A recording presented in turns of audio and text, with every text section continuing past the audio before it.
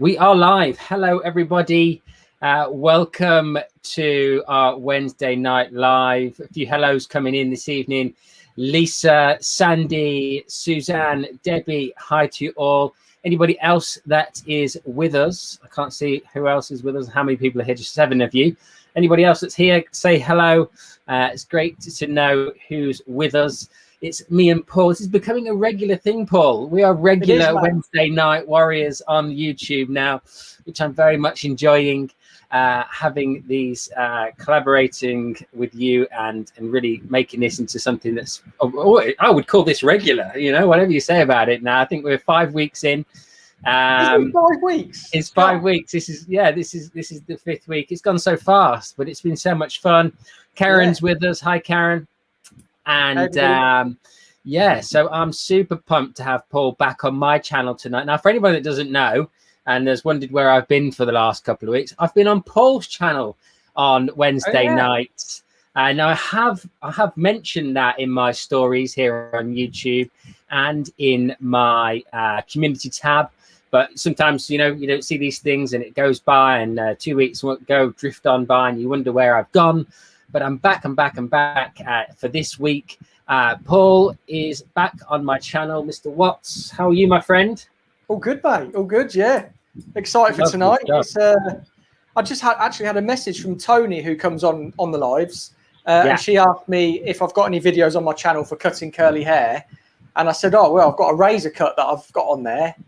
But I'm doing a razor cut tonight, which is great for curly hair. So good. There we go. You see, Tony, if you're with us, you've cracked it.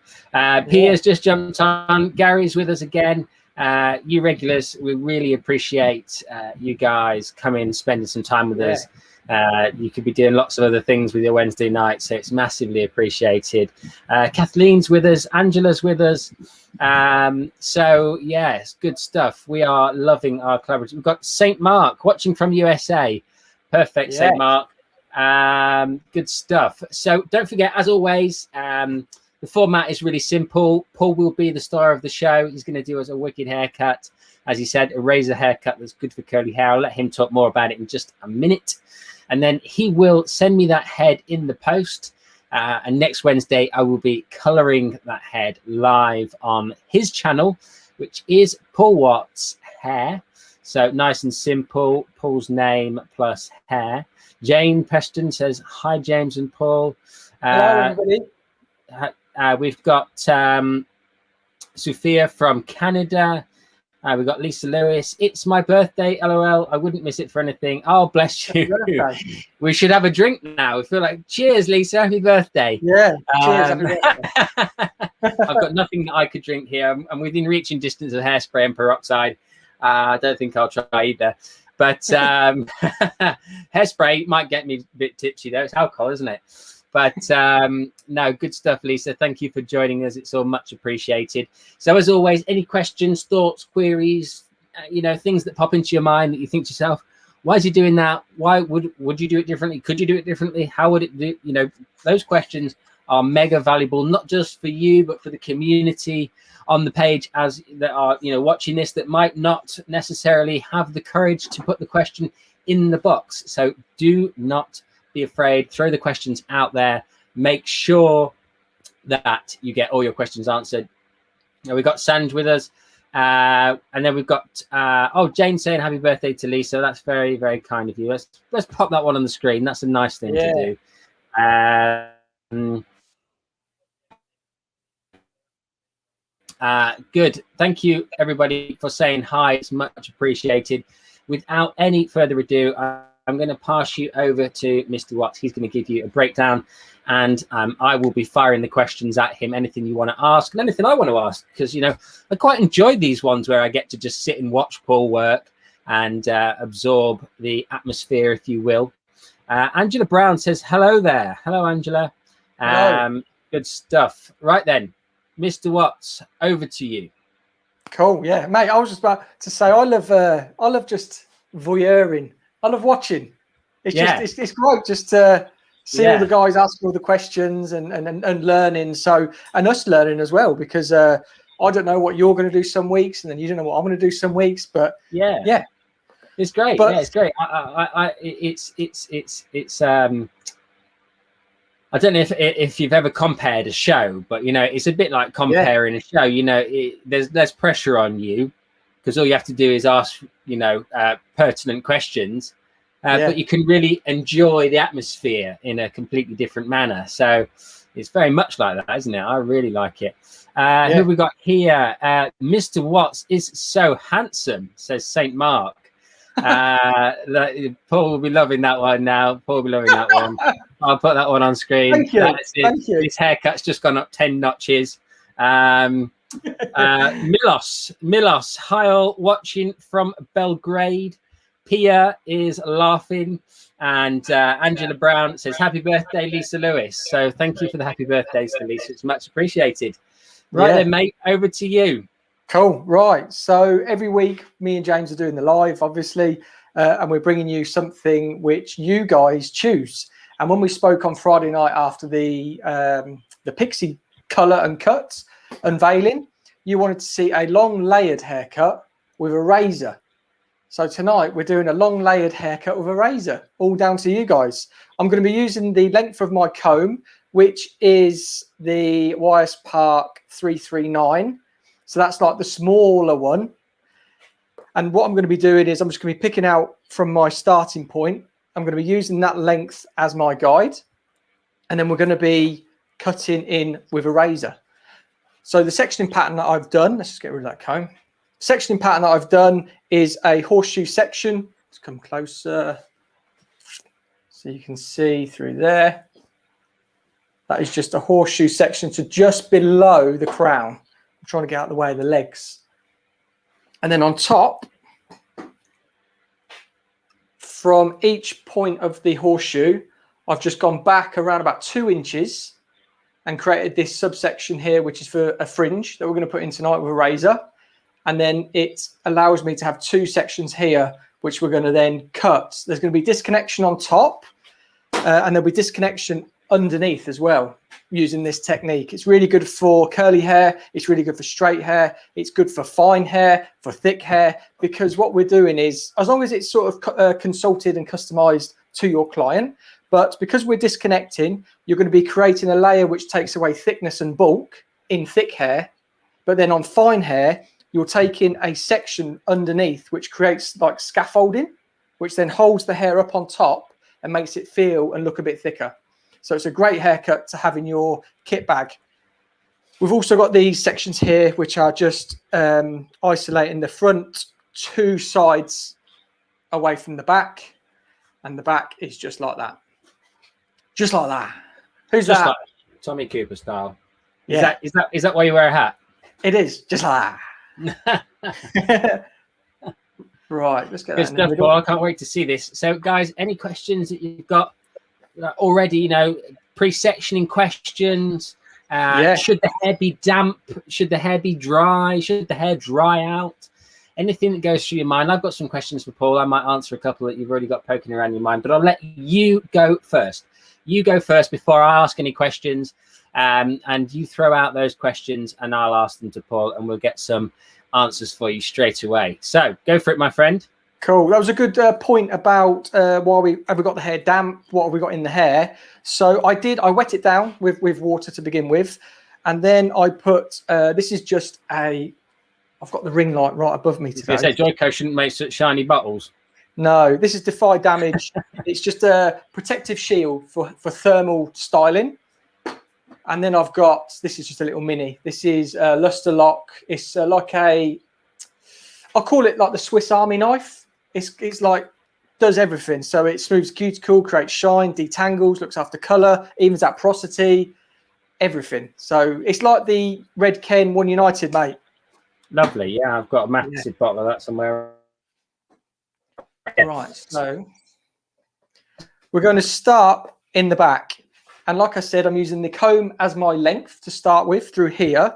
And we're going to work in pivot sections. And it's going to be a traveling guide to the previous section. So there's the razor that I'm using, which is it's a standard razor, but it's just from a brand called Mataki. Fresh blade in there as well. And what we're going to do first. So Gary says, Paul, are you using a texture or an open blade? This is a feather, so texture, Gary. Yeah, if you can see there. There she blows. Great question. So our center point there, we know. Did you show, I went offline for a second, Paul. Did you show the pre-section again? Sanj said, can you see the pre-section again? Yeah, of course. Let me... Right. So what we did, pre-section, we start at the recession, and then we just created a horseshoe all the way around the head. We then went 2 inches into the hairline, and then connected that to either part of that horseshoe. That just gave us this triangular subsection, which is for a fringe, which then allowed us to just clip up these 2 sections within the horseshoe to create that on top through there. And then we just sectioned out there and there. Good stuff. Thank you, mate. All right, just nice and clean. Really simple sectioning. So horseshoe, 2 inches in, triangle, creates a triangle, which then allows us to clip that out of the way, section both sides, and we're good to go. Now, the next question is just to determine our length. And I know you guys wanted a long layered haircut. So I'm going to use the length of my comb, which is going to be my guide. Let me just get there so you can see. Oh, right. So we're going to pop that there. We're going to have a slight elevation because we want to create softness in the hair. But you can see that is going to be my length that we're going to start with. Is that all clear? So let's just section through. And does everybody understand pivoting sections, what we're going to do with a pivoting section? Can you still hear me, James? Yeah. Oh yeah, I can still hear you, mate. Yeah. I was waiting for some answers. Yeah, no worries. I just didn't know because it went off. Yeah, it went off for a second, didn't it? Yeah. No, I'm still here. Right, I'm going to try and get the best angle for you guys. So it might possibly be here. Let's get rid of my trolley.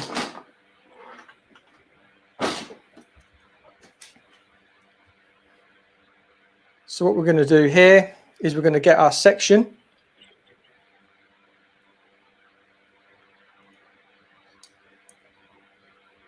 And we're just going to elevate it. This will create softness. And we're just going to find our length using our comb to there. Is that all clear? Yeah, you see that beautifully. Then get our razor. And then we're just going to come away. It just takes that off. Nice. Can you lift her up just a touch, mate? Can you lift her up just a fraction? Yep. Just an inch. Or 3. I've just changed mannequin stands because the one I had seemed, I don't know, it just seemed a bit skewy width. Did that go up or did that go down? No, that's the same. I'm just going to grab the other one. There was something very humorous about not having you in the shot and having the mannequin head wobbling around, though. It was like she was walking off.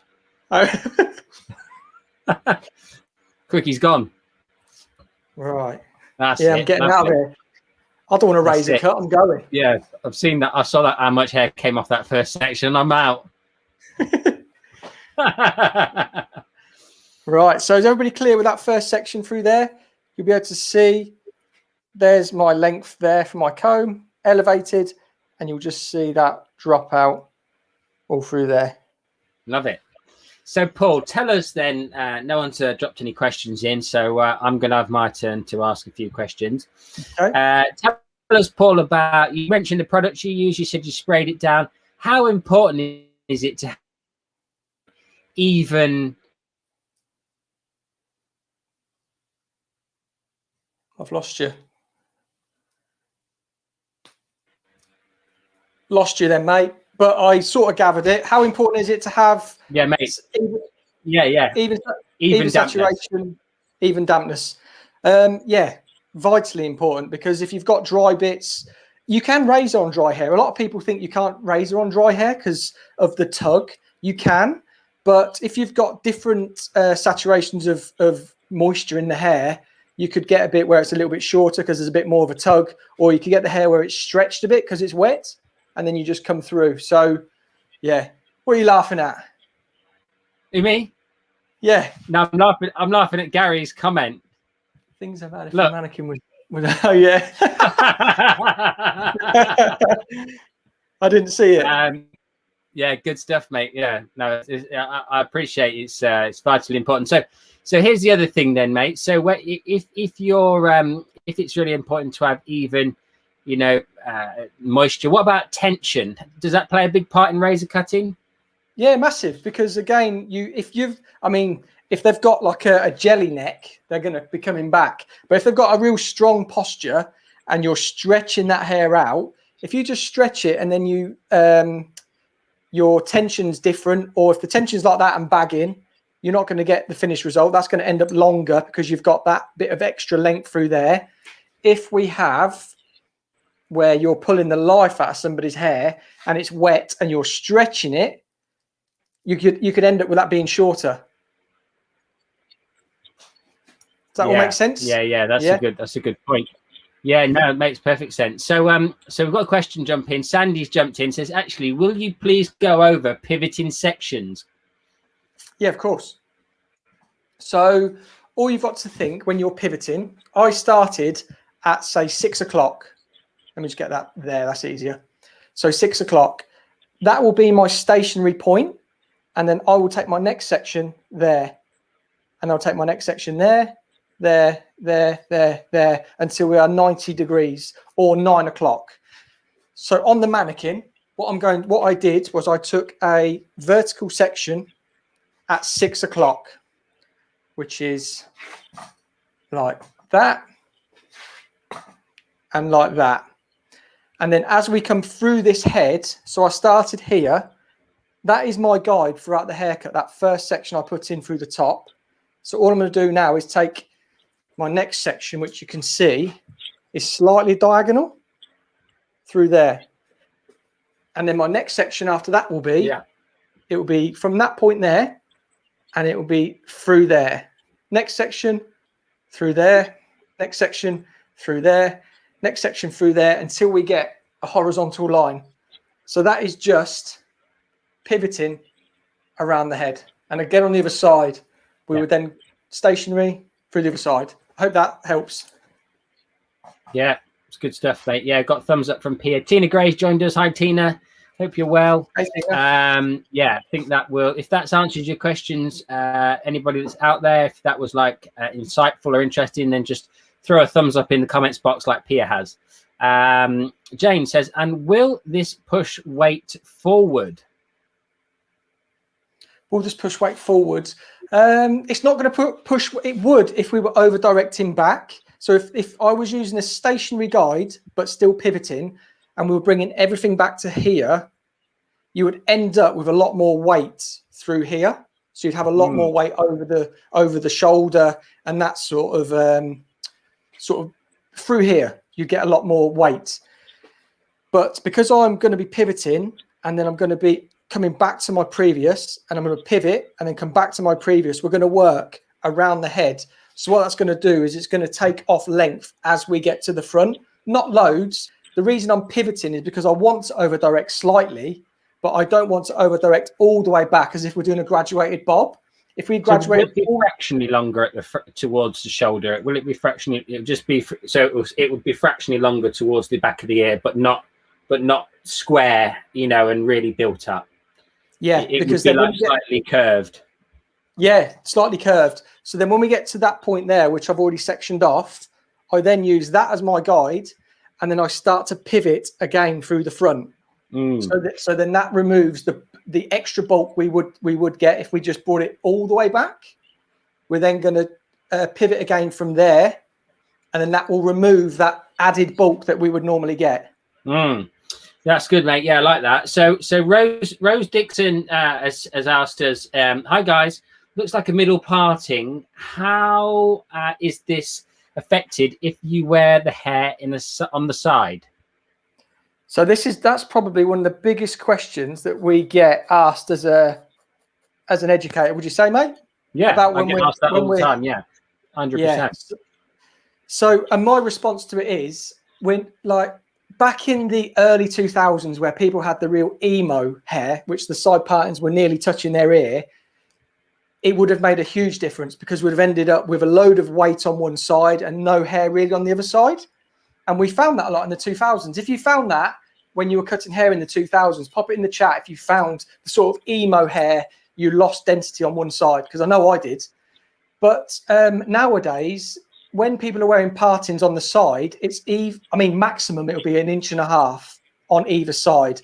But if you've got a centre parting, it's no more really than 1 inch either side, I find. And if we're going just 1 inch either side of that parting, if you look at that there's the middle. If we come 1 inch either side, that is quite far over. If we were to look at a side parting through here. Yeah. So with it only being minimal, it won't make any difference at all, to be honest. But if we were saying that they were going to have a really exaggerated parting, then yeah, we would have to restructure our sectioning pattern and rethink the haircut. You could potentially put in a diagonal parting through there, and you could do the sectioning pattern diagonal through the hair. So rather than having that central, we could do it through there. So we've got a real quite exaggerated parting through here, and then we just create that sectioning pattern through the top. But whoever, I can't see who asked that. It's Rosie. Sorry, it's on the screen. I was looking on the side. So Rosie, do you find you have a lot of clients that have their partings right over? Because if you do, let us know, because we'll be able to help with that. Good stuff. Thanks, mate. Jane Preston says, this is great. Thank you. You're very welcome, Jane. So here's a question for you then, Paul. Talk to me about cutting angle, because, you know, like I can cutthroat razor, like, you know, faces. I was trained to cutthroat razor faces. And there's a very big emphasis on cutting angle, you know, getting the cutting angle spot on so you can... Of the blade? Yeah, the blade, yeah. So does that translate for you into cutting hair? You know, what angle are you holding the blade against the face? Yeah, so I'm going in at probably... Against the face. Against the hair. About 35 degrees, if you look at that. I'd say that's probably 40. I'm holding it about 35 degrees there. And that just gives me a really nice angle when I'm working, because if it was too blunt, if it was too square, let me come closer. If it was too square like that, we've got no real movement of the blade. It would just be like sawing the hair, and you'd get more like a vertical layer if we were just doing that. But because we're just turning that to the side, we can then glide through there and then just take off that length. Love it. Good stuff, mate. Thank you. So this is our third section now, and our first section is there. Our second section is there. So I'm going to come back to our second section as a moving guide, but I'm using my first point there for my guide. So I elevate, I check where it is, and then I'll go in and I'll take that off.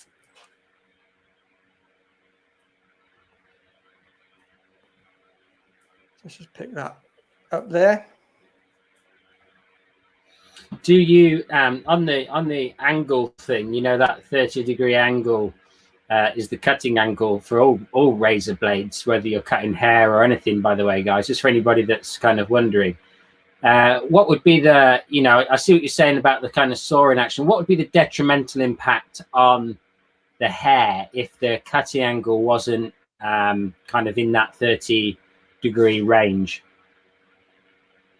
Well, the cuticle, for one, would be would be mashed, because if you're going in like that and just you'd potentially be sort of backcombing it, but with a razor, and completely blowing out the cuticle. So if you would have layers that weren't smooth like that, you'd have layers that were sort of like blown out, if that makes sense. They would just be sort of like, rather than like that, they'd be like that, because we'd have sawn through the hair.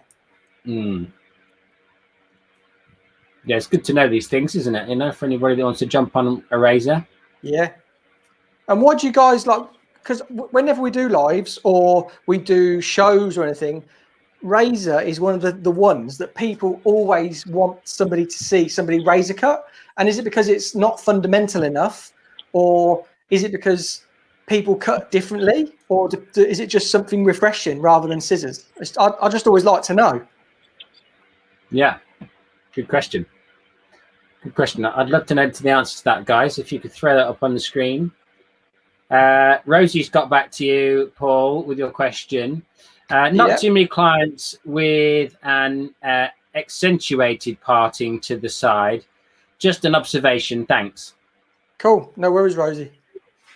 Right. Here's our fourth section. So you can see we're coming we've pivoted from here, and now we're all the way to there now.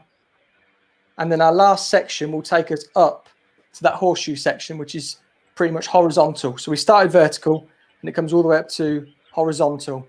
We're still going to use that point as our reference, that layer there.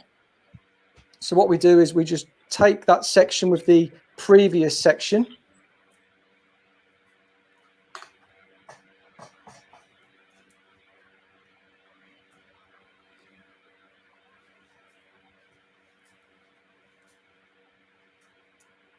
And then we're just going to make sure I can still see my length in there, which is that piece of hair there.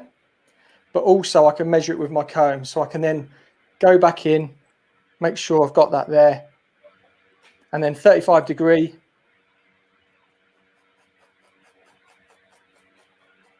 Through there. And then you can really start to see that shape taking place. In regards yeah, you can see that. That's right there. You see the accentuation of the outline curving around there. Yeah.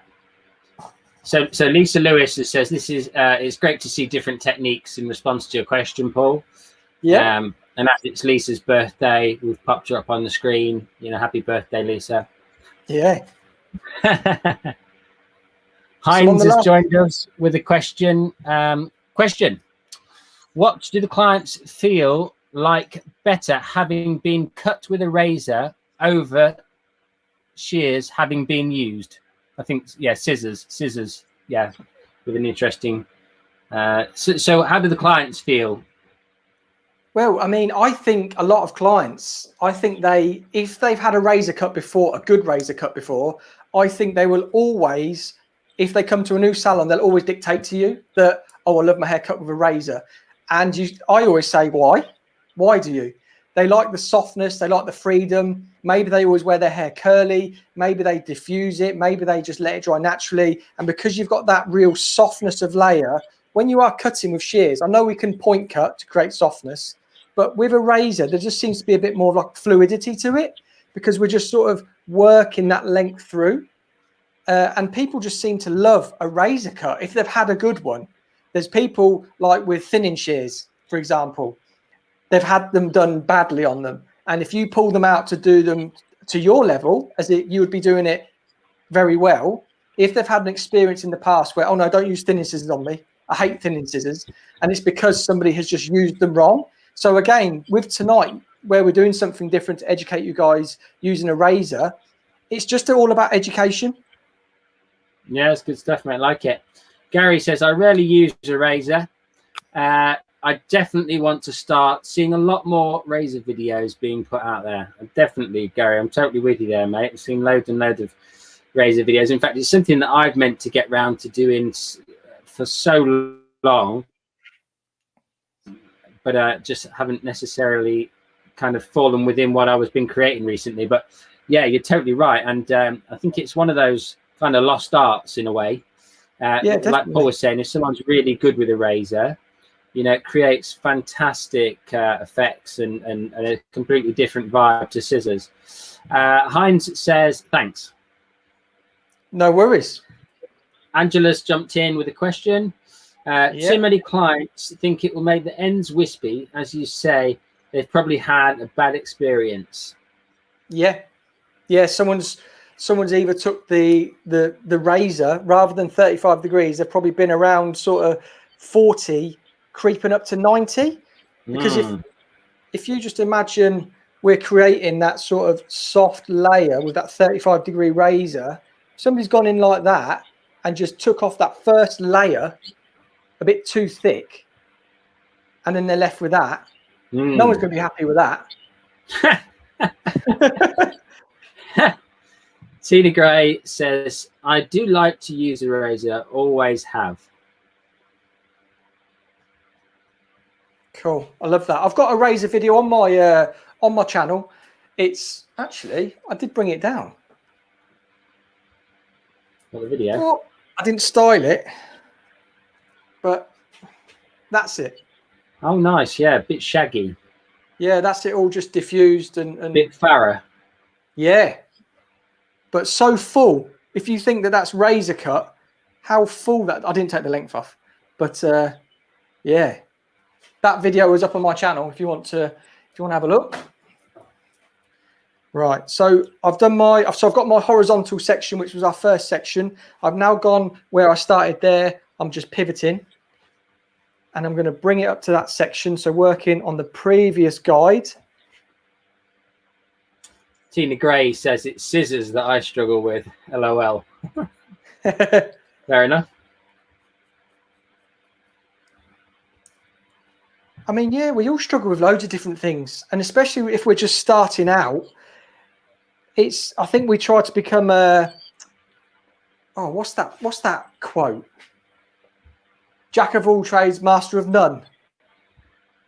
Yeah. That. I think we try to then like do cutting with scissors, then a razor, and then it's just, there's so much going on. If we work on just creating beautiful haircuts with scissors and then move into maybe texturizing scissors, so then you get to understand texture within the hair, and then move on to razors. But I understand that clients, they sort of really dictate to us at the minute, that because they know everything. Social media has made them so aware of everything that is going on that they'll see, say, Jennifer Lopez has had a razor cut, and then Monday they'll come in and say, oh, I want a razor cut. And if you're confident in that, it's very hard for you to say, oh, no. Yeah, definitely. Yeah, I totally agree with that. Karen says that she viewed your video last week. It was very good. Nice, thank you. Lisa Lewis says, love it. And Tina Gray says, that's it. I think that was to your Jack of all trades, master of none comment. Yeah. But no, good stuff, mate. I'm enjoying watching this razor cut, because I think it's one of those things that... you know, it's well covered, but it's not well covered, if you see what I mean. There's lots of volume, but there's not enough context and fact rather than fiction, you know. Definitely.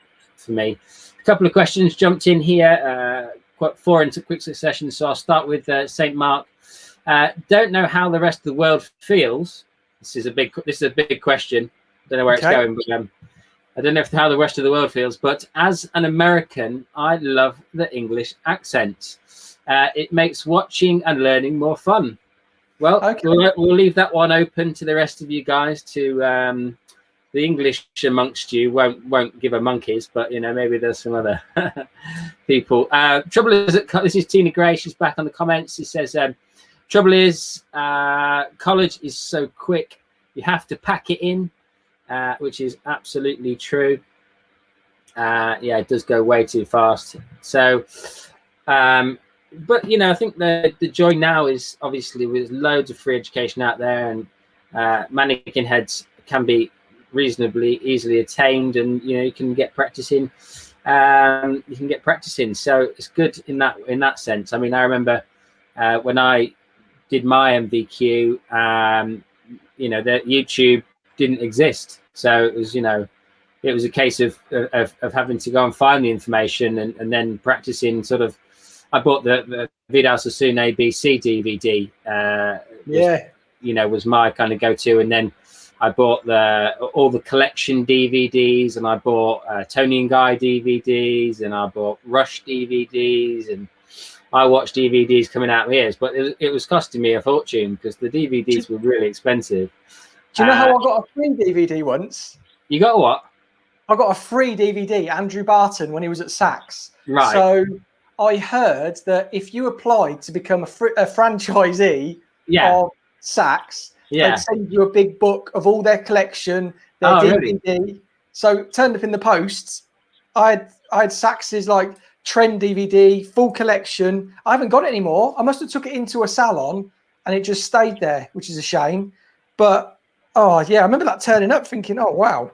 What a result. A few questions flying in here, Paul. I'm going to just chuck them out there. That's looking great, mate. I love that shape. I love the way that it just sort of gently pivots in from that neckline down. Yeah.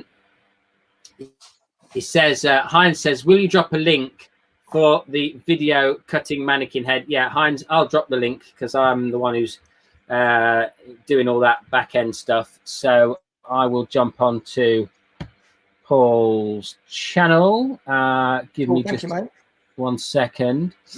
So here, guys, where we start at the back with a vertical section, 6 o'clock section, we're starting at 6 o'clock again to there, and then we're going to pivot. We're going to use this as our guide now through there, and we're going to pivot from there all the way around to 9 o'clock being there, and that's how we're going to cut this section. So this should be slightly longer than what's here, and you can see because that is over directed back slightly to there.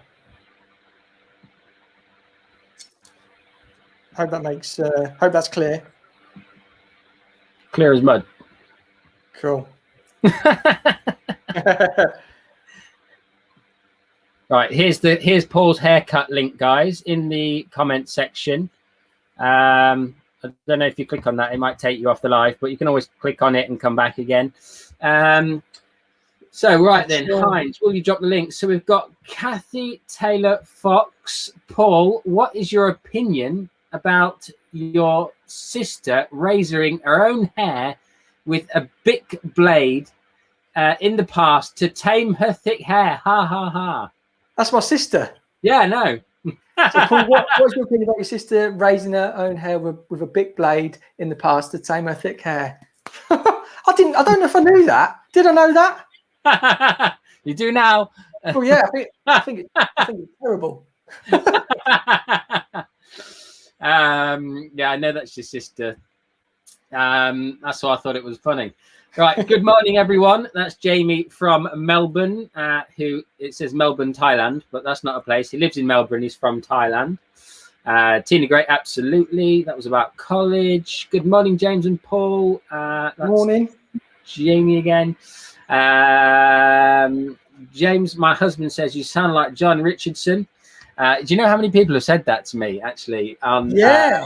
Yeah, you know, loads of people have said that to me on YouTube comments. I get John Richardson. I've had all sorts of random people. Bob Ross is a particular favourite of mine, the painter Bob Ross. Yeah. I haven't got his accent, but, you know, they say I've got Bob Ross vibes when I'm talking, which I'll take. And I like John Richardson, so thank you, Lisa's husband, for that one. From Paul's sister, by the way, good vibes. We knew it was you, Kathy. We knew it was you coming in for the wind up. And Katie. It's Katie. Katie, sorry, Katie. Yeah, it's anyone with the name Katie. I automatically can't help myself. It's like Tourette's. I call them Kathy. Do you? I can't help it. It's, I see it, I read it, and it comes out Kathy, and I can't help myself, and I can't correct it either. I'm like that with quite a few names though. Yeah. I'm just it's probably something to do with being dyslexic. You know, it's like I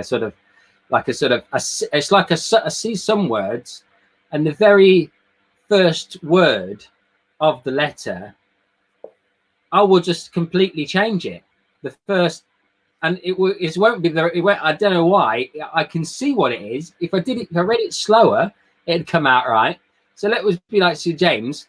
I would see it with I would say it with like an M on the front. Yeah. So it was like Mames, but it wouldn't be. It would just come out, and now I'm like older. I can correct it quicker and easier. But it's crazy. And sometimes when I'm reading a book, for instance, and I get tired, I'll put a whole bunch of words in the sentence that didn't even exist. Yeah, it's dyslexia, isn't it? Yeah. So I just want to show, this is my last section on this side, coming from here on a horizontal. There is my guide there. So then we just come in and we just take that away. Lovely stuff. Right then, we've got Heinz back in the comments. Thanks again. It's in between clients at the moment, and now motivated to replace my scissors with a razor. Nice one. So your clients at the rest of the day are going to be razor cuts. Fantastic.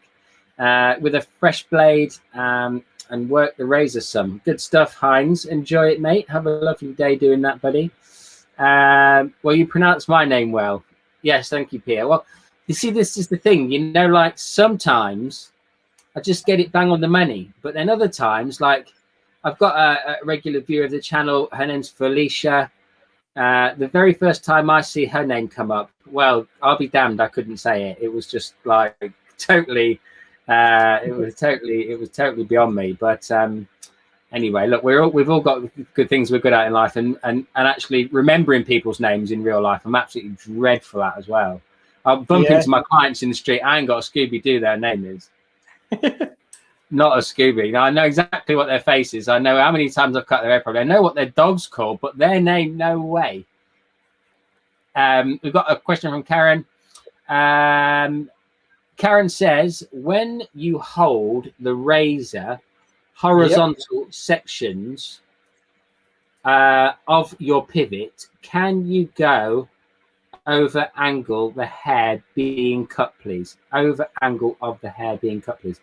So I think that's when the sections get thicker, Paul, when you've got to that quadrant, like at the horizontal to the horseshoe, basically.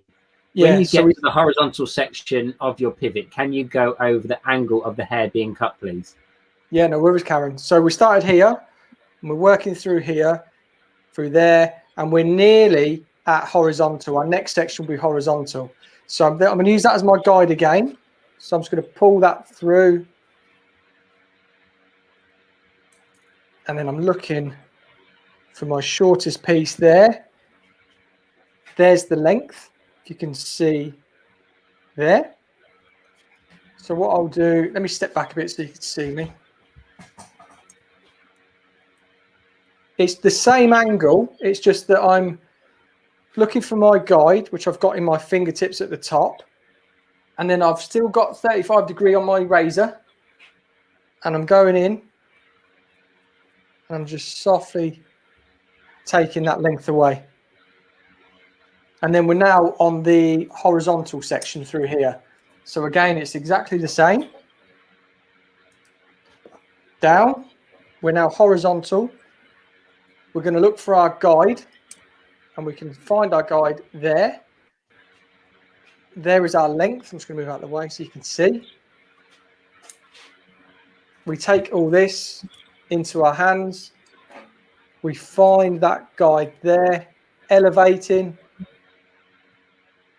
And there is my angle of my blade. There. So still 35 degrees. Yeah. Elevation. And then we're just through there. Nice. Hopefully that helps you, Karen. If you have got any other questions around that, then please drop it in the comments box and I will pass your questions over to Paul. Gary Osborne says, oh, go on, Paul. What was you saying, mate? This is a quite nice, so you can see the difference in length where we're keeping it. So if we were to cross-check, with cross-checking, you're not going to get that really hard line. You're going to get a more diffused line. So if we just bring this into my hand. So can you see there? That is all the same length. If we were to go, I'm trying to get in view there. but it's just very diffused. And that is that whole section. That's from behind the ear. So that's our pivot section from previous. And there was our last section that we just cut. And that is how they sit. Because it's pivoted, we've just maintained a bit more length through the front, but you can see those layers in there. But yeah, carry on, mate. No, I like it, mate. Thanks for that. That's a good insight. Gary Osborne James, did you see the Banksy Instagram post with Bob Ross ? Thought you would be perfect for one of your colour videos. I didn't. I'm now going to have to look it up.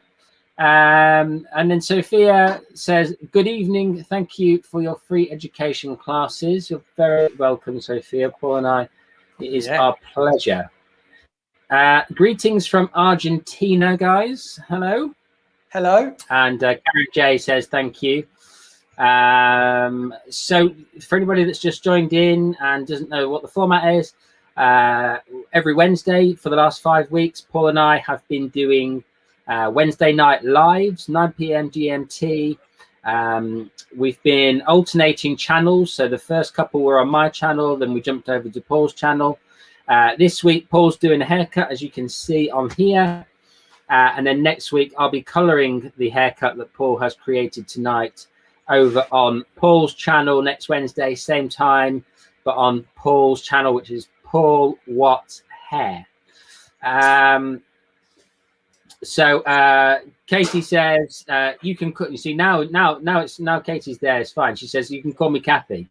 I don't pick my own hair anymore since Paul does it.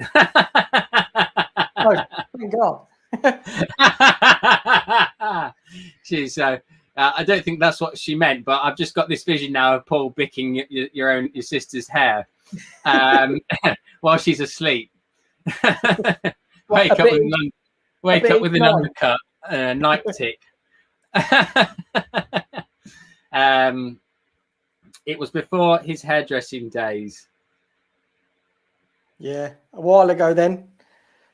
So is there any more questions, or I'll move on to this next bit? No, there's no questions now, my friend. We're up to speed. Right. So I'm just going to show you the layer through there. You got that movement. So this is longer layers today because you guys wanted to see longer.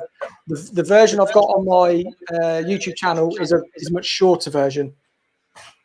But what we get here is we start to create disconnection. So I'm just going to move back so you can see what I'm doing. So our original guide is there. We've got all of this hair up here.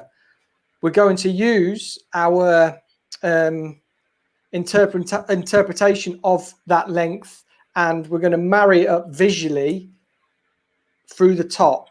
But we already know what that is because it's a comb's length. So I'm going to use that, and I'm going to be coming from that length to longer. So on top, it'll be shorter layers, and they'll come away to longer with it being shorter just underneath here. And then when they fall in, they just melt together.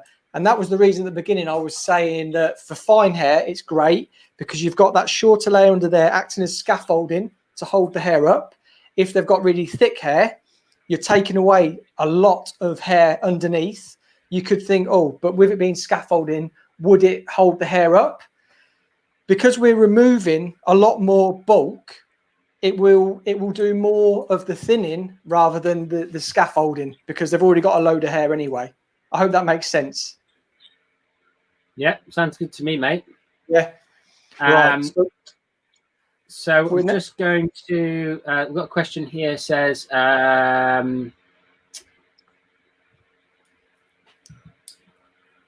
Heinz says, do you guys use Clubhouse app? If you do, and rooms recommendations? Well, Paul's an Android user, so Paul doesn't go on it. But I do. I have a room that I do weekly that is about hair education with two fellow educators. It's called Hair Educators Online. It's also a podcast, which you can go and listen to on Spotify and iTunes. And the podcast is called The Indie Hairstylist. There's about 6 or 7 episodes on there. Other Clubhouse rooms that I go into are generally not around hairdressing. I try and make hairdressing content than consume it. I know that's, you know, because it's massively time consuming making hairdressing content or making content in general. And if you get distracted by watching too much content, you don't actually end up making it. Paul will know exactly what I mean there. Yeah, definitely. I've seen that Banksy post, by the way, Gary. I didn't realise it started with the joy of painting with Bob Ross, but I've seen it's a very cool video, and you're right. That's good inspiration. Love it. I don't know if you've seen that post. No, I haven't. You'll have to check it out. It's a very cool video. Yeah, I will. So where we're starting now, you can see that I'm over directing back slightly to maintain the length, because if we were going to razor like that, we'd lose quite a bit of length on top. But what I'm using as my guide, so I'm just going to show you that we can see our first length, which is on the end of my comb here now, which was the length of this comb. So we're over directing back around about, 35 degrees again. And we're going to get our comb in there. And we're just going to bring that like that. And it just creates that shape. So shorter down to longer through that top. And then that will just melt together. And then we're going back to the pivot sections. We've just done that horizontal, we've just done that vertical 6 o'clock. Still going to use that section, Paul. Can you spin it round and show us that section? There we go. Look at that. Beautiful. So I'll try and cut it from here. Never done this before, but I will try. So there's our vertical. This is a world exclusive, guys. That's going to be our guide. We're then going to pivot, which is just that diagonal section. I'm going to pick up that first section there, which is the length of our comb.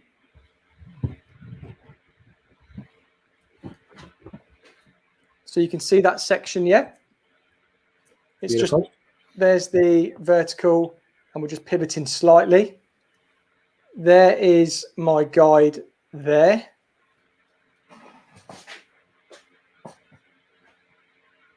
There's all that length.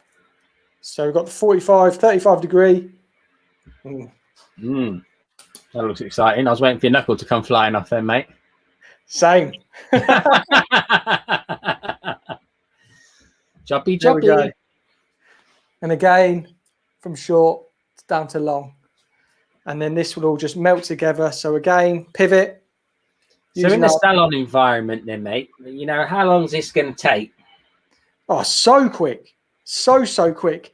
Sectioning pattern takes about, 7 minutes if that's put in. Horseshoe section, 2 inches in, which is our fringe. Separates that already, and then we've got the 2 pieces front and back of the head that we do like second nature anyway, and then we just crack on. So we're over the. You would be looking at 40 minutes, that sort of time. Yeah, 40 minutes if that. To be honest, mate, with the haircut, you could probably do it in 35, I reckon.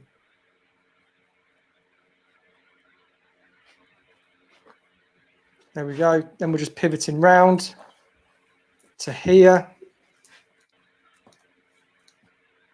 Finding our guide, which is just there. Right there. We've got that angle. And you can see those layers underneath just dropping out. And there are layers from previous.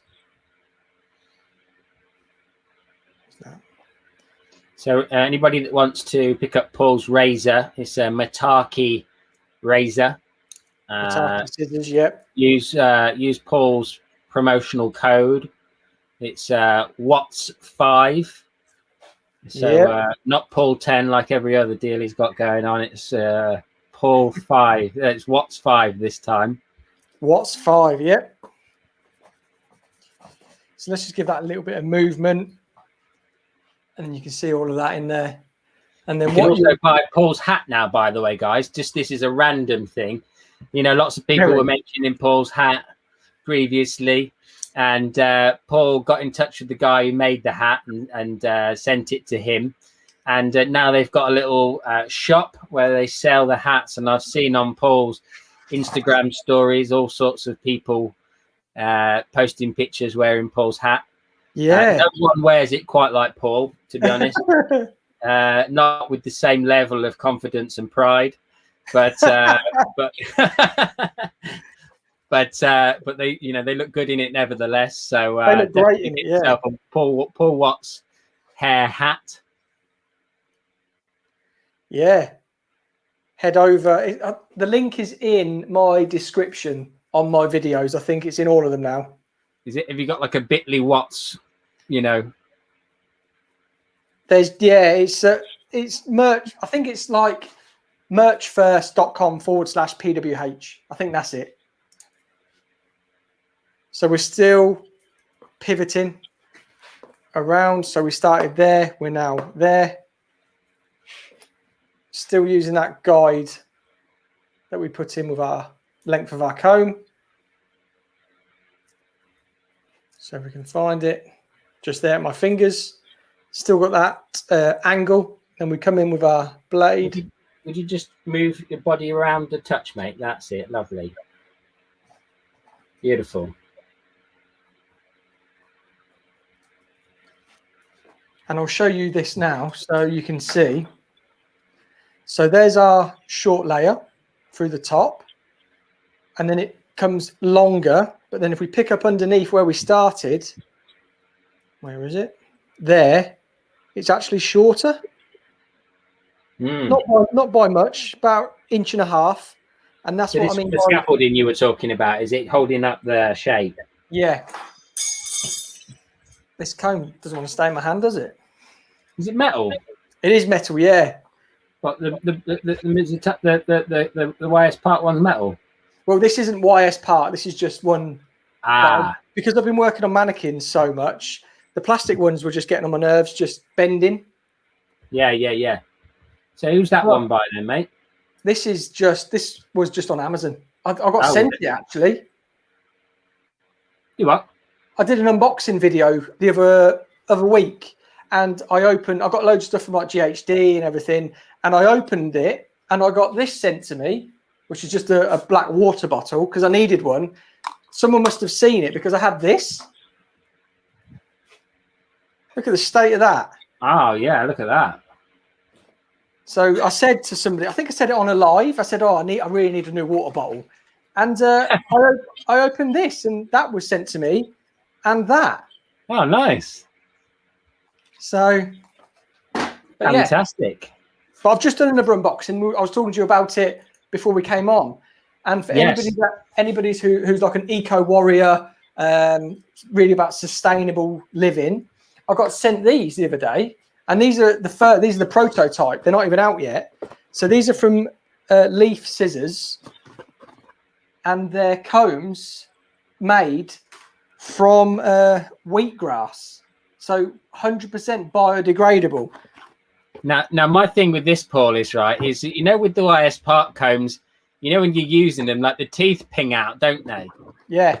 Yeah. When you're using a leaf biodegradable comb, does it just dissolve in your hand as you're combing through? Well, you know, like. Mate, this is what I spoke about in the video. It blows my mind. And to be honest, in the video, I had to refilm a bit, and I'm going to leave it in there, a bit of a blooper. But I couldn't really get my head around what wheatgrass was. I was like, have you ever drank wheatgrass? Have you ever drank it? Because it's like one of those superfood drinks, right? And it comes in. You usually get it in a tiny little shop.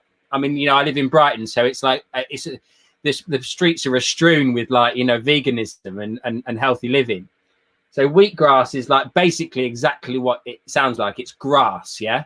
Yeah. And you cold press it, and it extract the liquid from inside it, and it tastes rancid. It tastes rancid. Yeah, it's rancid. So they generally serve it with half a strawberry to take the edge off it. So you take your shot of wheatgrass from these, you know, there's half a dozen places or more in Brighton I could go and get a wheatgrass shot, and they'll serve you with half a strawberry or a slice of orange to take the edge off because it's so bitter.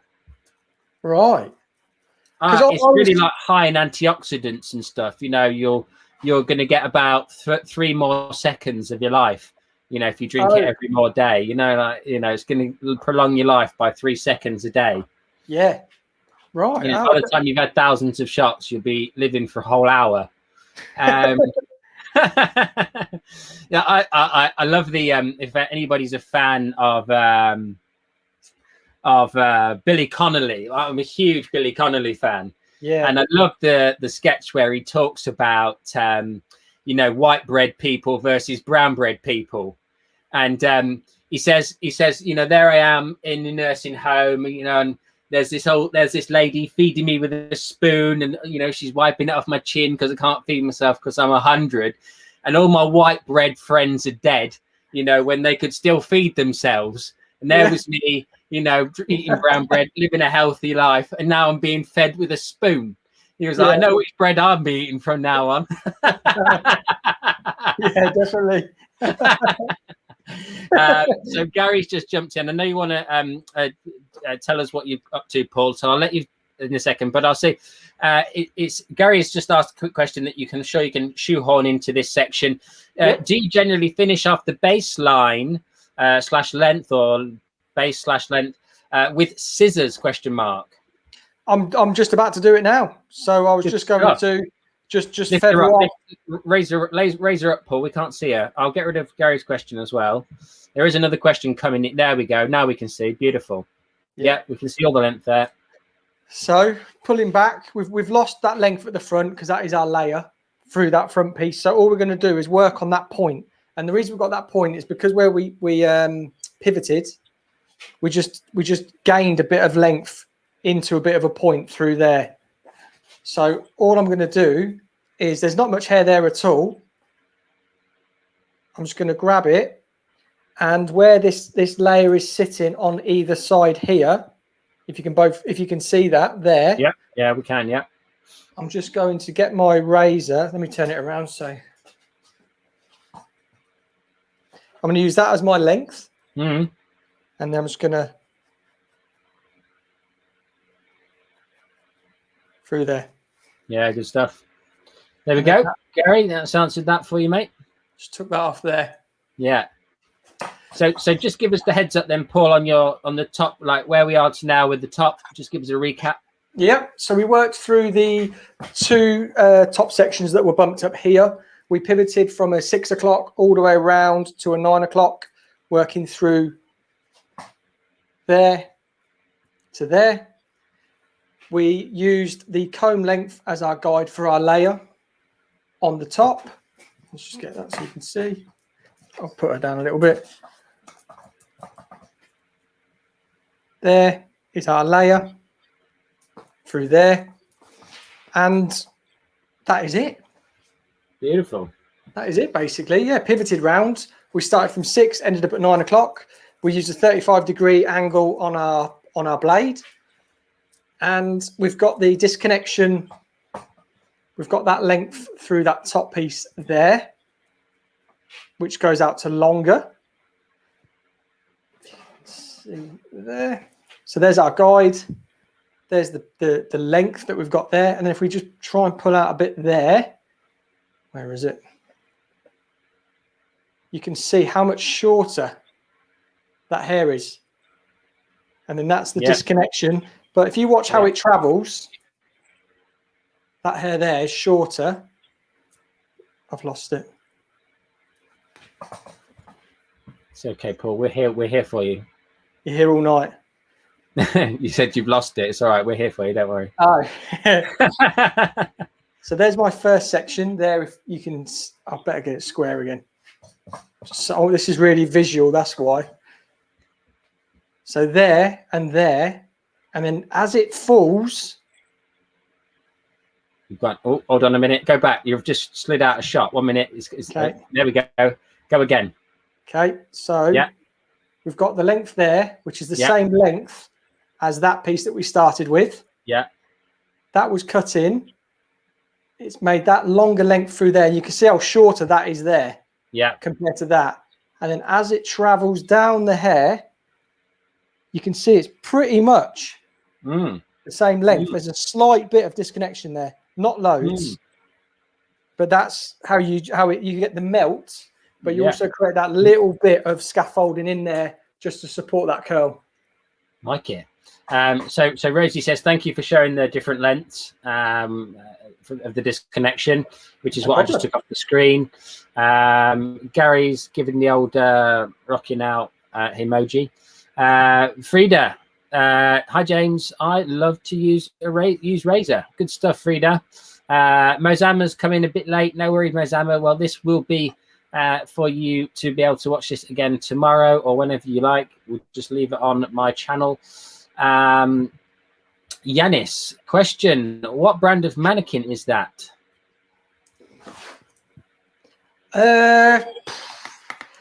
It's I only ever use two types: pivot point or hair art, and this isn't hair art because hair art normally says that's not a pivot point face either. So there's a hair art. I've no idea then because it all came in the same box. She's an anomaly. If you want reasonably priced mannequin, go on. Hair art. Hair art. It says it underneath. She's a hair art. I'll show you just so you know I'm not lying.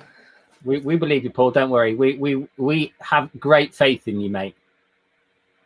We've got all the faith in the world in you. There it is at the bottom. See it? Yeah, we got it. We've seen it reflecting the light there. Beautiful.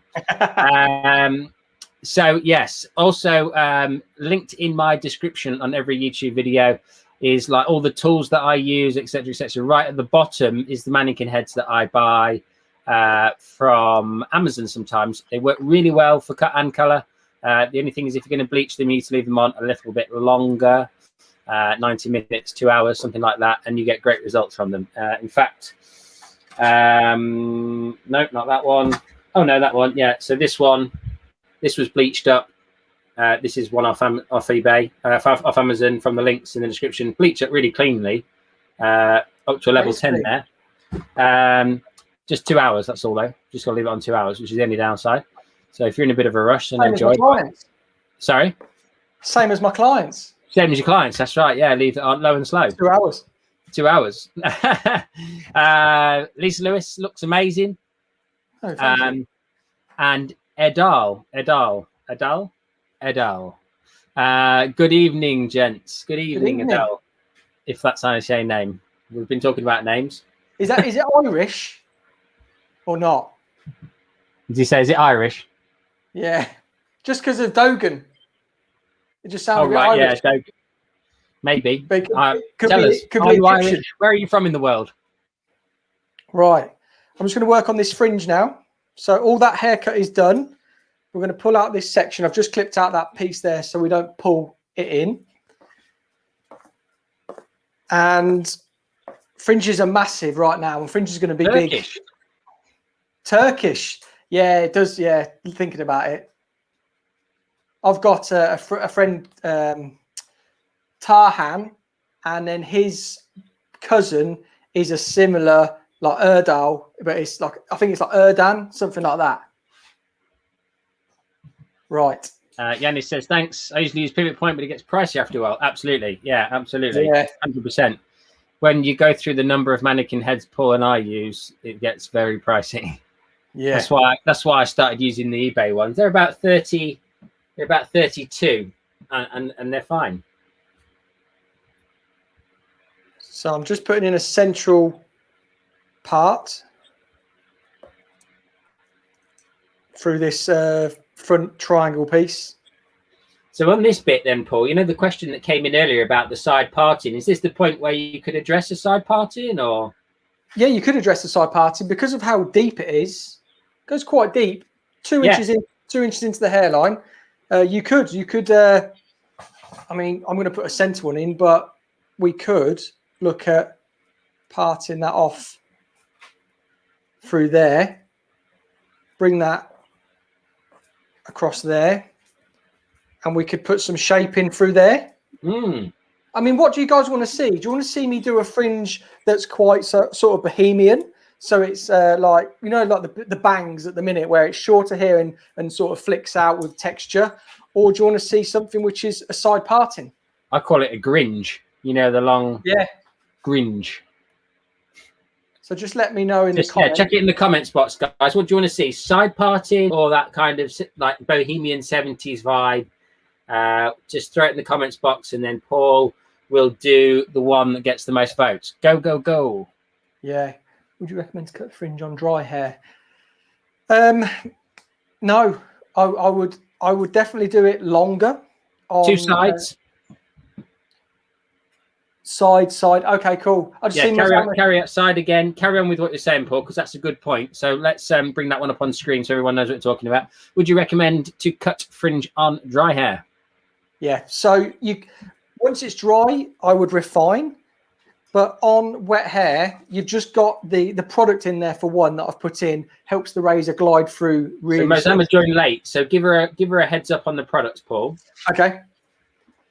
So I use Joico Defy Damage. The light is it's a heat, it's protective shield. So it's a UV protector, heat protector, cream, gel sort of consistency. And then I just use this, is like, I call it a Swiss Army knife. It literally does everything. So you just spray it through, and it's just a really nice lubricant, detangler, porosity leveler, cuticle sealer, enhances color.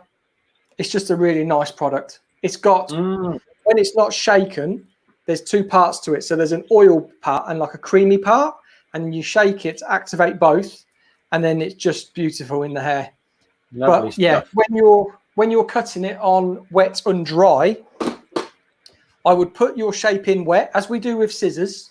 So we put in our overall shape when wet, but we would refine the fringe once it's dry. There's not many times I would really go in a fringe if I was doing it fresh like this, wet, dry fully, because I would want to just make sure I'm getting the length, and then I would refine it dry. That is what I would do. Yeah. So would you cut it a touch longer, Paul? Would you cut it a touch longer when you're doing it wet? What would you do?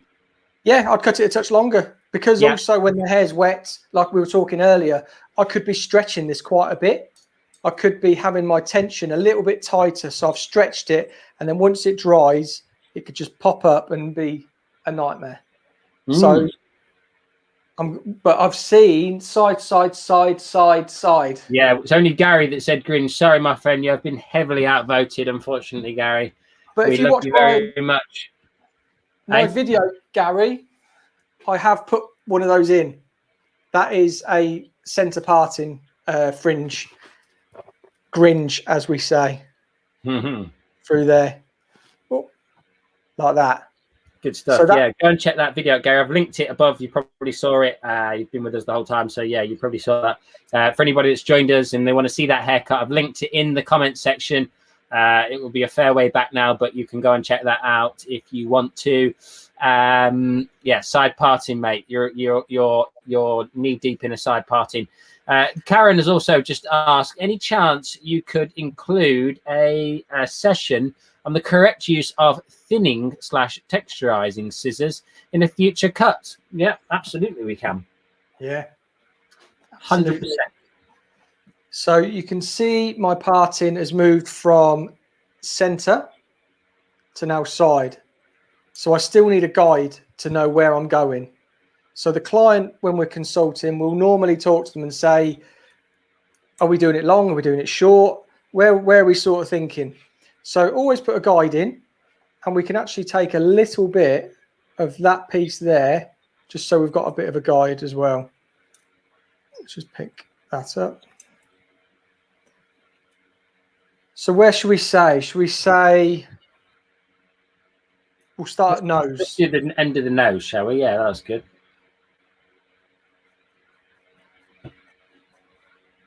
So just there. There's our guide. I'm just going to throw that little bit over there.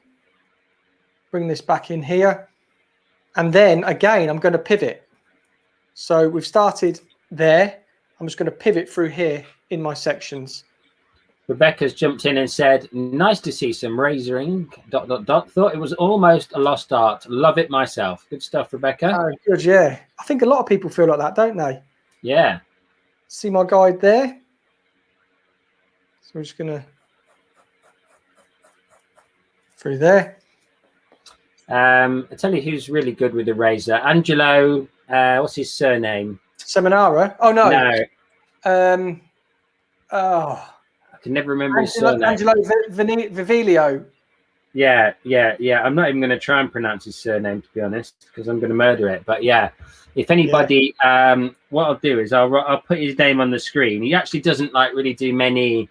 I actually have a video of him that I recorded him live while he was working doing a demonstration on my channel. It was like a vlog episode from a couple of years ago. Let me try and find him. So any questions on this, guys, while I'm doing it? Because I can just address it while we are. But hopefully you can see the shortness just getting that little bit longer.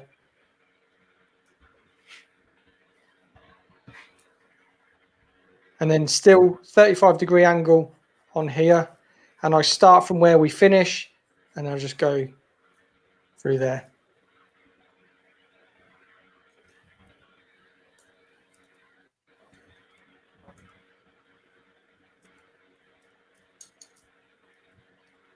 It would be a great name to have if you had lots of L's in Scrabble. It would be, yeah. Yeah. So that's his name, Angelo Vivilio. I think you have to say it with an accent for it to sound right. Yeah, great razor cutter. Doesn't do hundreds of technique videos, or doesn't really do many technique videos at all. But as I say, on my YouTube channel, it's under Electric Studios. Trying to think of the name of it now. I'll try and find it for you. There is a video of him razor cutting, and he is masterful at it. So it's well worth a watch. Yeah, it's a bit of a lost art in a way, though, don't you? Wouldn't you say, Paul? Yeah, definitely. Yeah, it is. And I don't really know why. I mean, colleges don't teach it for one. But I'm just going to. I've just nearly finished this. So that piece that I took in, that little bit there, I'm then just going to get this side, find it, which is just above my finger, and I'm just going to softly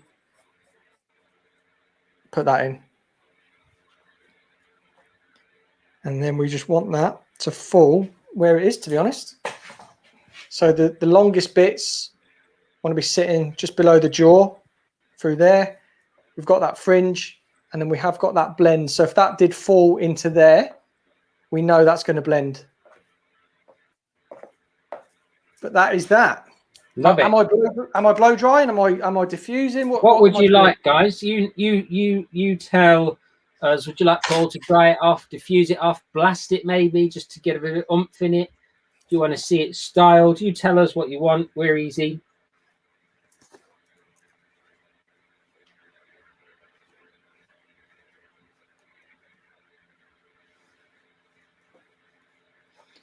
But just so you can see the shape.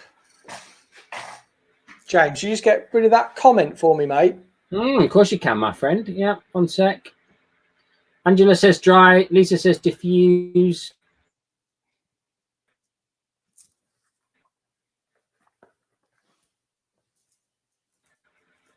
I'm just trying to show you the shortness in here that just blends through. Mozama says diffuse, please. Yanis says blow dry. Tina says that's great. Blast dry. Gary says diffused. Looks like diffused is winning at the moment, my friend. Styled would be nice, says Adal. Let's go with diffused. I think that seems to be the overwhelming. Let's see. 1, 2, 3, 4. We'll call blast a diffuse as well. Yeah, we've got 5. Another diffuse from Gabsy. Okay. Yeah, so I'll blast a bit of just the more. Actually, it's not actually that wet. Cool. we'll get to. I think diffusing is a bit of a lost art as well, isn't it? Do you think? Oh, mate, I'm a diffusing nut. Yeah, I am. I am a diffusing nut. There's no one that loves a diffuser more than me. Trust me. Yeah. But you can see that shape already. Look how sexy it looks. Nice. Right, in the comment section, guys, I've just linked the Angelo doing his razor thing. It's the video's called "Some of the UK's Best Stylists, Hairdress and Razor Cut." Yeah, go and have a little look at Angelo in action. He's a very, very talented man. Are you going to put me on silent for a minute, or was it okay? Just put your hairdryer on. We'll see what it sounds like. Okay, I'm just going to use, this is Joico Joy Whip for anybody who wants to know. It's got a hold of 7 out of 10. So it's pretty strong, would you say, or has it still got quite a lot of flexibility to it? Yeah, loads of flexibility to it, if I'm honest. Yeah. And then also I'm going to aid me styling. Do many of you use the no mark clips? For anybody that's not sure what Paul means, just pick one up and show us, Paul, and then people might be able to. That's in there. That's it. I'm a big fan of those. Yeah, especially with curly hair and just styling hair out.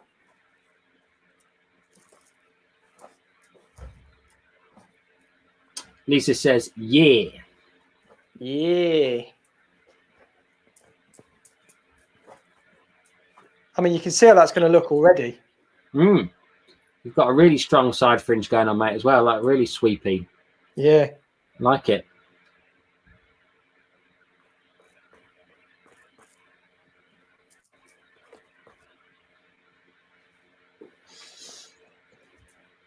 Right then, guys. So make sure that if you've got any questions that you might have swimming around in your minds, even if they seem really trivial or ridiculous, there is no such thing as a stupid question.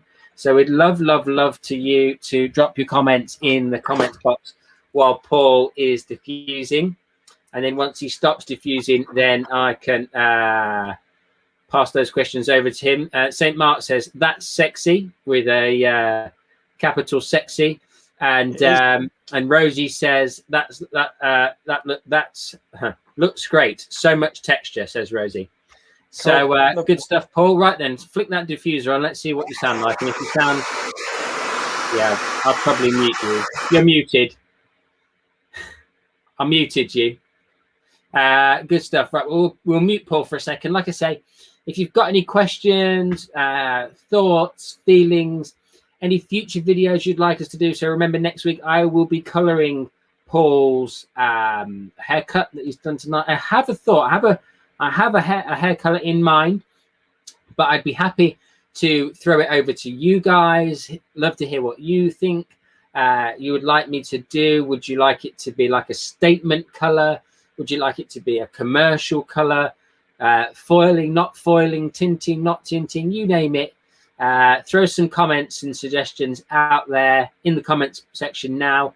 And obviously next week I will do what you guys fancy or whatever kind of comes out of these comments right now. If you're watching this in the future, tomorrow or whenever it is that you're watching this, don't forget to comment.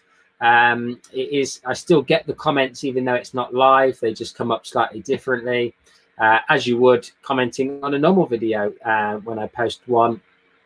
But yeah, love to hear what you guys think about the color. The idea that I've got is quite sort of creative commercial in terms of color. I won't give it away. It's an idea that I've actually never done in real life.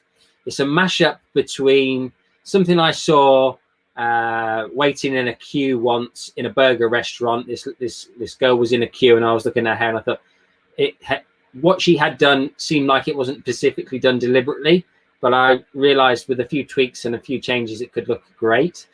Yeah, it was kind of that's what I had in mind for that particular look. But I'd love to hear what you've got to say. So a couple have come through here. Mozama, what is the best product to use the wet look on naturally curly hair? So that very much depends on the curly hair. I mean, the wet look is always, you know, going to be achieved through either like a high gloss serum if you want some flexibility and movement in the hair. Good old fashioned gel gives probably the best hold, and especially if you haven't got a lot of curl to really kind of, you know, you need to bring it out and scrunch it up. A bit of gel goes a long way, and we don't have to overuse it. The other things that are great is pomades. I know lots of people who use pomades, like from the men's styling ranges, to create the wet look styles, especially towards the ends. But you have to have quite curly hair for those kind of looks, because obviously it will get dragged down by the pomade. Angela says multi-tones, commercial foil would be great. Thumbs up. St. Mark, does Paul Watts have his own YouTube channel so I can gawk at his face more? I'll put that one on the screen because he will love that. Check that one out, Paul. Yes, Paul does have his own YouTube channel. His name is on YouTube. It's Paul Watts Hair. So you can go and gawp at his face all you like. He's got loads and loads of videos. So go and give him some love over on his channel, and maybe buy one of his hats. Lisa says, how do you avoid it getting frizzy with the diffuser? So really for me, one of the big things there, Lisa, to avoid getting frizzy hair with a diffuser is to limit the amount you scrunch the hair. So you'll see on the screen now, Paul's diffusing, but he's not scrunching. He's just cupping the hair and he's letting the diffuser do the work. And for me, that's the best way to get the hair dry without creating frizz. He's just cup the hair and he's just letting it do its own thing. And that is always the best way. You know, for my own personal hair, I avoid touching it while it's drying like the plague, because as soon as I touch it, I'm going to create a certain level of frizz. So it's scrunching and squeezing before the hair is 100% dry. When the hair is 100% dry, then be my guest. Scrunch it, squeeze it, do what you like to it, but wait till it's, you know, at least 97% dry. If you've got any moisture remaining in the hair, the disulfide bonds haven't set, the sodium bonds, sorry, haven't set, and therefore you're not going to get that long-lasting hold and you're going to create frizz. Hopefully that helps. Dimensional color from Frida. High Ghoul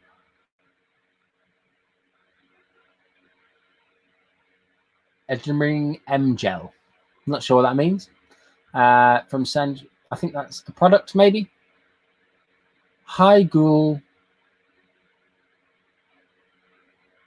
Not sure. No idea, Sand. Sorry. Gabsy says Aveda gel is awesome for curls, and the curl cream. Yeah, I totally agree with you there. Curls rocks. Not curls rocks. Sorry.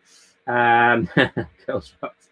Curls rocks would be good actually from TG. That gives shiny curls. Oh, the name of the Aveda Be Curly, fantastic, and the gel is brilliant too. That's a great suggestion, Gabsy. I like to let the gel or the mousse leave a cast after the diffusing and scrunch the crunch. Exactly how I do my hair. Well said. That's absolutely perfect. Yeah, let the hair set and then go in, and you can scrunch the hell out of it then. You can get loads of movement and texture out of the hair. Easy peasy. And you can make it as big as you like, and you won't get the frizz. So yeah, definitely great advice, Gabsy. There, love that comment. It looks really awesome. It certainly does look really awesome. I think Paul's done a stellar job tonight on his sorry, typo error. No worries, Sandy, it's absolutely fine. I think I understand where you're going with using gel, high shine gel. Yeah, Paul's done a stellar job on this one tonight, guys. I hope you guys have enjoyed it. We are going to keep these going, obviously, definitely until we all go back to work. And then we'll see. I would love, I'm sure, I'll talk to Paul when we come off, when I take him off mute and he's finished drying. I would love to keep these going on a Wednesday night. To have you guys, you know, hang out with us is always fantastic.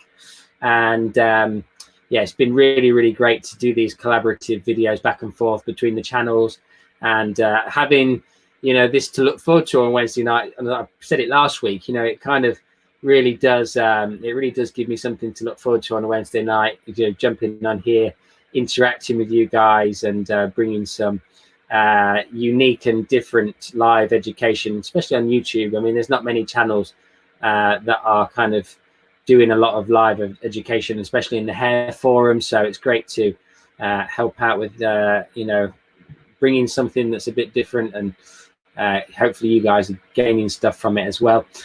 Karen's jumped in. Love this look. Already thinking about who would like this cut. Good stuff. Tina Gray's come in here. Would be great if we could look going even, if not each week. Yes, yeah, maybe it could be slightly more sporadic, but yeah, we definitely. I know we'll when I bring Paul back in. In fact, he's stopped drying now, so we'll talk to him. Lovely stuff. Oh no, he's still drying. He's still drying. We won't go back to him for a second. He's still got the hairdryer on. Yeah, I definitely think we're up for it. We've been talking about it sort of casually in the background, of keep going and doing them, but we'd love to hear you guys. What you think? Would you like us to keep it up? You know, like Tina said, it might not be every single week, but as much as we can, bring them to you. But yeah, we'd definitely love to hear what you guys have to think about that. Obviously, you've been enjoying them up to now. It's been locked down. It's been a bit of a different scenario, but when we're back to work, and when you guys are back to work, will you still have the energy to come and listen to us on a Wednesday night? Mozama says, love the look, superb. Angela says, keep it, good stuff. So I'll bring Paul into the conversation in a minute. He's getting more, please, says Karen. Paul's getting very arty there. You can see the concentration in his face from his. There we go. Good stuff, mate. He's back in the game. You could probably sort of hear us a bit, Paul, I'd imagine, but yeah, a little bit. So yeah, good stuff. Loads of lovely comments about what a fantastic job you've done, mate. Everybody's loving it. People are saying that they can see where they're going to use it. We were had a little discussion a minute ago about the best product for creating a shiny, wet look on curly hair. What's your favorite? Joy Whip for one, but I have, well, with Joyco we've got zero heat, so it's like a gel cream. Work it in, but so you still want it to look a little bit wet, sort of like that. Yeah. Oh, Joy Whip and that spray. So I because this has got a bit of oil in it, and the milky milk cream substance, milk. just refreshing it all, because that just holds in all the moisture and the shine to make sure we're getting it looking polished. And then with Joy Whip, because it is a firmer hold, I mean, you've still got a lot of movement in there, but it just keeps it a bit shinier. Yeah, and I think the word is a bit more defined. Yeah, no, I love it, mate. It's great. So we were talking about the colour for next week. There was a few suggestions coming through. No definitive one specifically. A few sort of different things came through. Anyway, we'll keep that for. Debbie's jumped in and says, looks great, very commercially friendly, which is exactly what it is. Shan says, looks awesome. Really enjoyed these Wednesday night lives. We'll talk about that in a minute. Defo more. Heinz has jumped in with a question. When are you doing the color on Paul's mannequin? Next Wednesday, 9 p.m. GMT. So exactly the same time as we started this one tonight. Next Wednesday over on Paul's channel. So make sure you jump over and subscribe if you haven't already. Paul Watts Hair. And I'll be over on his channel, and he'll be doing the comparing, and I'll be doing the working. Then I'll probably cut this mannequin head and I'll send it back to him, and he can stick a color on it, and we'll carry it on for a bit. And this is where the conversation really was going to. Can you do hair up on the next session? Says Adal. I personally don't do hair up, Adal. That's not my strength. My strength is precision haircutting and colouring. So, Paul, are you a hair up fan? Are you a hair up guy? Mate, I tell you what, though, we can make that work. If you guys would love to see some hair up sessions, we could bring in some of our friends from the industry to show you some hair up. I've got two absolutely fantastic friends who are absolutely excellent. In fact, I've got three excellent up hair friends, and one of the main reasons I've never really focused on it is because I think it's a whole individual skill in its own right. And it's a bit like Paul said at the beginning of this, you can be a jack of all trade and a master of none. You know, I first focused my first 6 years of my career exclusively on cutting hair, and then subsequent to that I was a cutter, and then I learned to color. But when I learned to color, I did put the scissors down for a while. I did a bit of hair cutting, but I really focused my attentions on learning to color, and then I brought the two skills together separately. So I don't know what you feel about that as a way of doing things, Paul, but we can, from the up hair perspective, Adal, we will bring our friends who are experts in the field onto the channel. If there's more people, let us know in the comment section. Would you love to see some expert up hair stylists come and join us, and we can both compare and bring those guys on, and they can show us the kind of absolutely unbelievable things that they can do with commercial and very, very avant-garde hair work. Paul, what do you think about that? You know, I mean, you touched upon it earlier, but it was a good point. We didn't really go into it because you were sort of mid-cut, but, you know, learning different parts of the industry, do you feel like you're able to do it all, or do you feel like it's really important to sort of hone in on one or two very specific skills and really sharpen those skills before you kind of add things in? Yeah, exactly that, mate. Just get to where you feel super confident and with cutting and colouring. There's the bread and butter stuff that hairdressers do. We that's how we make our money. We don't really make, unless you're a wedding hair specialist or avant-garde session stylist, we make our money through cuts and colours and blow drying. Whereas hair up, like, have you taught hair up for Lee Stafford Education? I know I've done a couple. You've done like to be honest, I can do, you know, very, very straightforward things. I used to do lots of session styling. I do have skills in up hair, but it's just something that I don't feel like I am fully qualified to share. I mean, you know, I've assisted on big photo shoots and stuff like that, but it's not really up hair. It's more styling, which I feel like I could share. But I don't feel fully qualified to share up hair because I know that I'm not up there with the best of them, and so therefore I leave it to the people who are really good at it. Yeah, and I'd prefer to cut or colour like you would. Yeah, 100%. By the way, Paul, this shape looks absolutely stellar, mate. I love it. Cool. So yeah, good stuff. And we were then discussing, the conversation had moved on to bringing more of these lives. Everybody's well up for more lives. There's lots more yes pleases, the more the merriers, and mores and all that jazz. So obviously you're definitely going to send that to me this week. I was saying that I'll probably cut that mannequin head into whatever they request the following week, and then we will be kind of into the going back to work territory.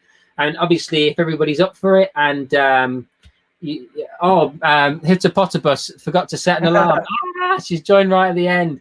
It will be on my channel, Hippopotibus, if you want to catch up at any point, obviously straight afterwards, even if you want to watch it straight afterwards. So sorry you couldn't be with us live this week. So yeah, I mean, I think me and Paul are definitely up for keeping it up, aren't we, mate? And keeping the collaboration going, even when we're back to work, we'll try. And people were saying, even if it's not every week, you know, even if we did it more sporadically, which we'll probably end up doing to a greater degree. But yeah, if you guys have a thirst for it, we have the energy to bring it to you. So we will definitely keep it going for as long as you want it to be a thing. I mean, what's nice is this is my catering salon. I'm down in the studio. I work on Wednesdays till 8. So I could literally just come down and I'll be here. Good stuff. There we go. Look at that. Boom. And this is my spare bedroom. So I'll just come from the living room up the stairs. Easy. So yeah, no, it's no big deal. We can keep it going. We love it. We love it. You know, we've said off air. It's so many. We quite often come off these and we talk till nearly midnight sometimes. Yeah. And you know, we chat on the phone sporadically in the week. And you know, we have absolutely loved doing this last 5 weeks. It has been absolutely superb. We're so pleased you guys have been enjoying it, and the people that are tuning in week on week. It has been absolutely excellent. In fact, it's been way more successful than I ever imagined it would be. So a big thank you to everybody who has participated and really kind of made us feel like this is a really worthwhile thing to do, and there's people who are really up for it and really want the the continued education and just trying to make it so that it's light-hearted, aren't we, mate? You know, that it's not it's an easygoing and straightforward and informal way of you guys learning, but also being able to interact directly with us. So yeah, it's great. Yeah, so Paul, talk us through it, mate. Oh no, okay, carry on. I was about to say, because there's no courses out there or lives at the minute where you dictate what we do. Like you made me change the fringe halfway through. I had a plan, and then you were like, oh no, I want to see a side fringe, and then right, we're going to blow dry. How we're going to blow dry? I don't think there's anybody as interactive as like what me and James are doing at the minute. So I think that's our thing, James. Do you? I think the way that we let people decide on the spot. That's it. Yeah, just right there and then, and that for me is just that's the joy of live, isn't it? That's why it's live. Is that so that you guys don't. You're not just watching someone work. You're. It's like those on Netflix where you decide, how the story's played out. It's a bit like that, but for hairdressing. Yeah. Hippopotamos, it's never too late to ask a question. If we're still here live, you ask the questions. It's never ever too late to throw out questions. And even if we're not live and you just throw it in the comment section, I will endeavor to do my best to get back to every comment that I get. I know that sometimes I don't get back to some people, but there's just a massive volume of comments that come in and they can get lost in the ether. So good stuff. Some questions. No, Jamie says he loves it. Gary says it's a great shape. What we've got, Angela says it looks great. Tina, brilliant. Jen Dodd says, thank you both, looks great. Tina, great. You both work so well together, makes it even better. We do appreciate it. Thank you both. Thank you very much. Thank you for everything you do. Always educational, entertaining. You are both great. It's very kind of yours. We don't, we appreciate your feedback and comments, but we do it for the love of doing it more than anything else. And we have a good laugh doing it, me and Paul. So it's brilliant. You are good as good guys. Thanks. You're very welcome. You. So I'm waiting for Hippopotamus to throw a question in there. While we're waiting for her to throw a question in, Paul, give us a rundown of what you did. Cool. Right. So going right back to the beginning, guys, sectioning pattern was a horseshoe section from recession. I then went 2 inches in, and then that created that triangle down here for the fringe area. And then that allowed me to section out 2 points at the back of the horseshoe, which were here and here. I then separated just behind the ear forwards and again on the other side, which left me a big chunk of hair at the back, which is where I started to razor cut. I used a pivot moving guide technique, which is I took a vertical section, so 6 o'clock section, and I just pivoted up the hair like that. And what I used as my guide was my comb length. So where's my comb gone? It's biodegraded. Well, not this one. This one never goes away. They hate this. That comb, Paul, will be around longer than you will. It will be, yeah. That one will be dissolved by next week. So for anybody that's joined in late and wonder what we're going on about, the white comb is biodegradable. It's like a prototype comb. It's from a company called Leaf.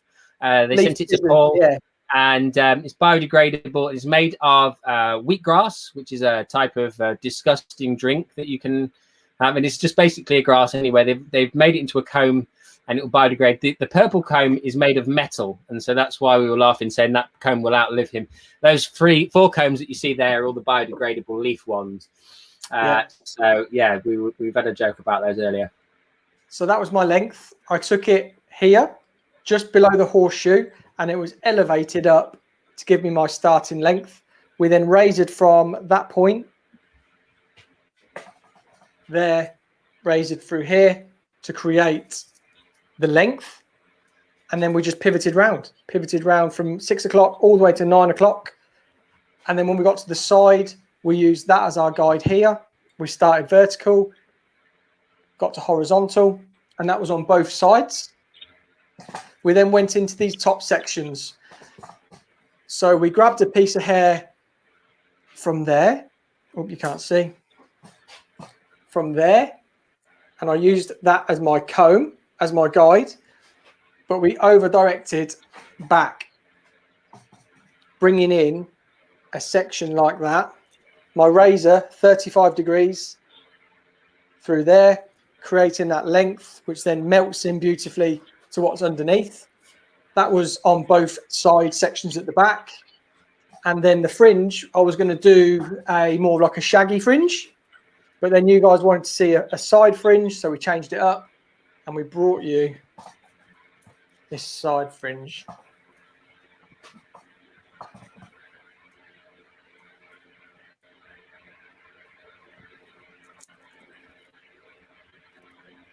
Like so. Great stuff, mate. Love it. Thanks very much, Paul. Really, really superb. So any questions, any thoughts, any feelings, guys, on Paul's haircut? Then obviously get them in the comments box.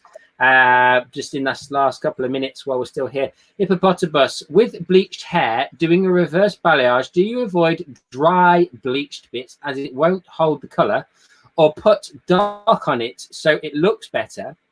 So that's the first question. So I don't avoid hair that's obviously on the slightly more porous side, because it all just becomes too complicated. I just endeavor to know that that color won't saturate quite as well in that specific area.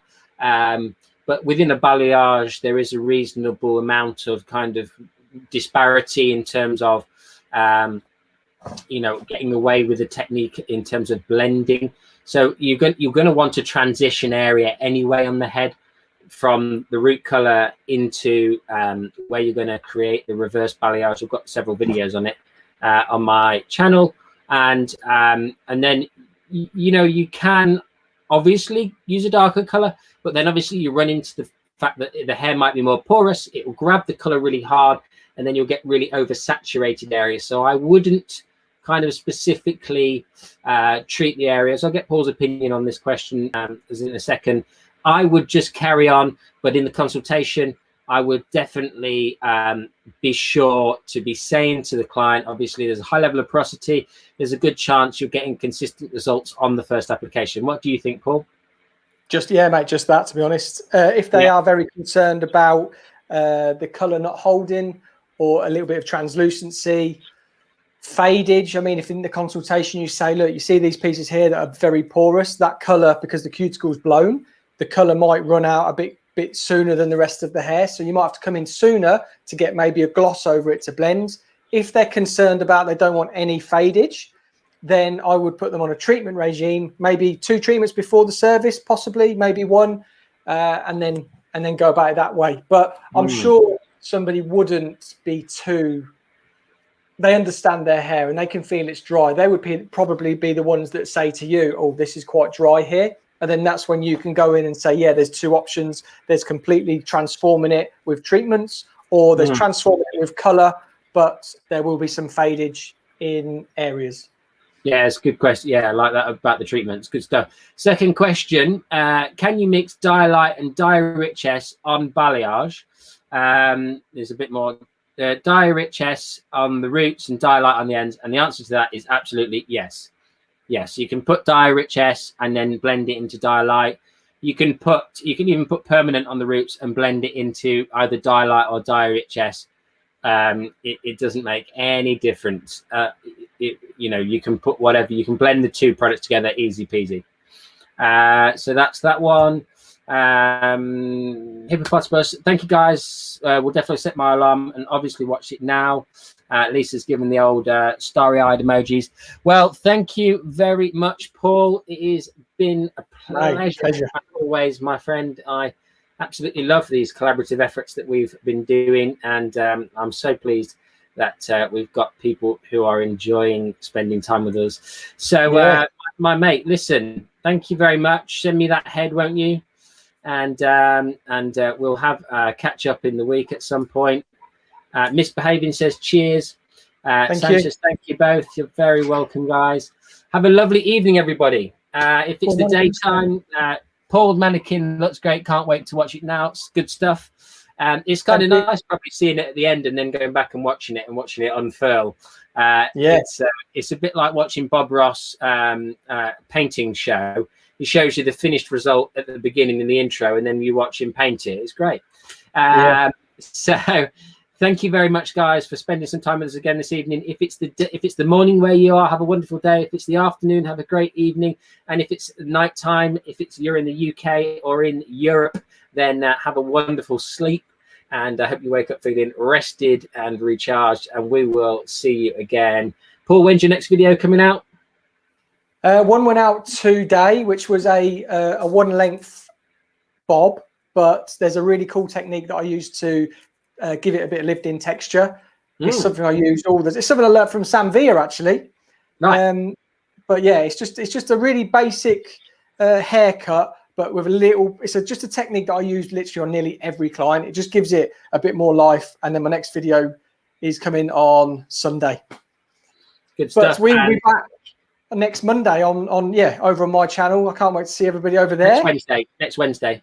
Sorry, yeah. Yeah, next Wednesday, yeah. And I've got a video coming out on Sunday, and I've got a video dropping tomorrow on the Life of Hair review, which is my other YouTube channel for anybody that doesn't know that exists. I've not talked about it massively, but yeah, the Life of Hair review, there's a review dropping tomorrow. So give that a little look if you've not checked out that channel yet. So thanks a lot, guys. Have a wonderful evening. Thanks for all your comments, and we'll see you again next Wednesday, 9 p.m. GMT on Paul Watts Hair. See you then. Cheers. See you later.